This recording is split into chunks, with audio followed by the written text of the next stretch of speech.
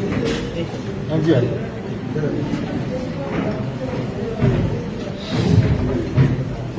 आओ जाओ। हेलो। अच्छा मैडम चढ़ा दो आप भी।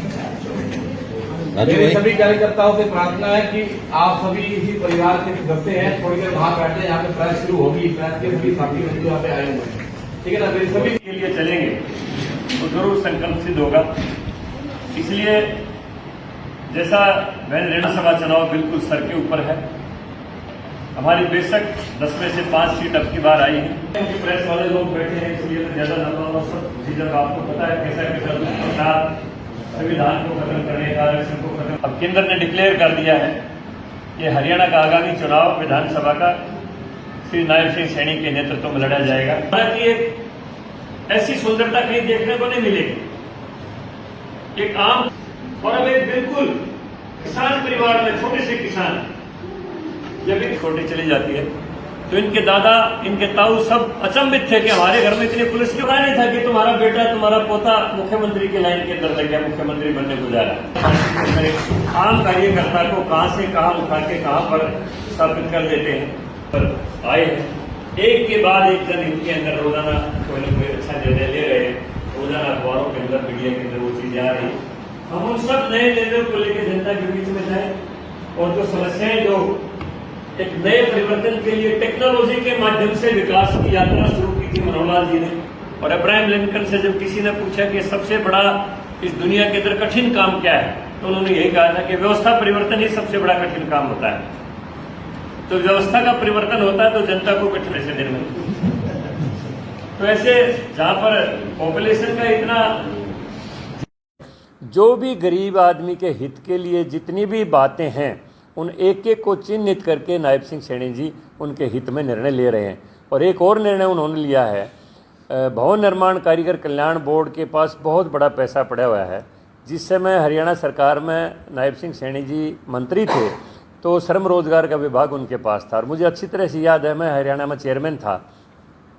हम हर सप्ताह किसी न किसी इलाके के अंदर शिविर लगा के हज़ारों लोगों को, किसी को ट्राईसाइकिल, किसी को साइकिल, किसी को औजार खरीदने के पैसे, किसी को प्रसूति का खर्चा, किसी को मातृत्व अवकाश का खर्चा, किसी को कन्यादान की राशि, करोड़ों करोड़ों रुपया हर हफ्ते सैनी साहब वितरित किया करते थे।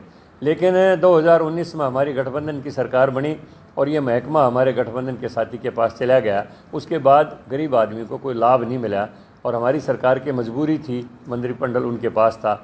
लेकिन जैसे ही ये मुख्यमंत्री बने हैं इन्होंने फिर उस विषय को उठाया और एक ही दिन में 80 करोड़ रुपया गरीबों के खाते में कन्यादान की राशि को डाल दिया। और ये भी आगे डिक्लेयर कर दिया कि जिस भी गरीब की बेटी की शादी है उसमें कन्यादान की राशि शादी के बाद नहीं, शादी से 3 दिन पहले मिलेगी। तो इस किस्म के जनहित के फैसले रोज़ाना हरियाणा सरकार कर रही है और हम समझते हैं कि इससे हमारी पार्टी के कार्यकर्ताओं में भारी उत्साह है, जनता में भारी उत्साह है और जनता नायब सिंह सैनी के नेतृत्व में एक बेहतरीन मुख्यमंत्री के रूप में देख रही है। और हमें उम्मीद है कि 2024 का जब ये विधानसभा चुनाव सितंबर-अक्टूबर में आएगा तो फिर हम पुनः हरियाणा प्रदेश में तीसरी बार भाजपा की सरकार बनाएंगे। 2 लाख से ज़्यादा के आदमी पहुँच गए। मेरा सवाल ये है कि उस बाबा पे कार्रवाई होनी चाहिए कि नहीं, दोषी को नहीं करना में। देखिए, व्यवस्थाओं के लिए तो बराबर बाबा भी जिम्मेवार है। केवल मात्र किसी एक व्यवस्था के ऊपर जिम्मेदारी डाल के तो हम उसकी तीसरी नहीं कर सकते हैं। उससे भी पूछताछ होनी चाहिए कि आपने इतने लोगों के प्रबंध की जब आपको उम्मीद थी तो आपने उसके लिए उचित प्रबंध व्यवस्था के लिए कार्यकर्ता क्यों नहीं खड़े किए, उनसे पूछना चाहिए। केवल पूछना चाहिए, मामला दर्ज जब पूछेंगे तो अपने आप ही मामला दर्ज हो जाएगा। उसको अगर दोषी तो वो भी होगा। कोई भी आदमी अगर इस किस्म के आयोजन करता है तो उसको पहले उसकी व्यवस्थाओं को भी पूरा जायजा लेना चाहिए कि अगर भविष्य में ऐसी कोई घटना घट जाए। देखिए, कुंभ के मेले से पहले भी सरकार व्यवस्थाएं करती है, पुल नए बनाती है, टॉयलेट्स की व्यवस्था करती है, हॉस्पिटल्स की व्यवस्था करती है, पुलिस की व्यवस्था करती है, ट्रैफिक की कंट्रोल की व्यवस्था करती है। फिर भी कभी न कभी कोई ऐसा हो जाता है कि भगदड़ मच जाती है। एक बार हरिद्वार में भी पुल टूट गया था, वहां भी काफी ऐसी ट्रेजेडी होगी थी वो तो। लेकिन फिर भी ये व्यक्तिगत है। कुंभ तो एक बहुत बड़ा पूरे देश का पर्व है, ये एक व्यक्ति विशेष का मामला है। और ऐसे जो बाबा लोग हैं उनके ऊपर भी एक आचार संहिता लागू करके उनको ऐसी व्यवस्थाओं के अंदर करना चाहिए कानून के दायरे में कि आइंदा जनता को ऐसी त्रासदी झेलनी ना पड़े।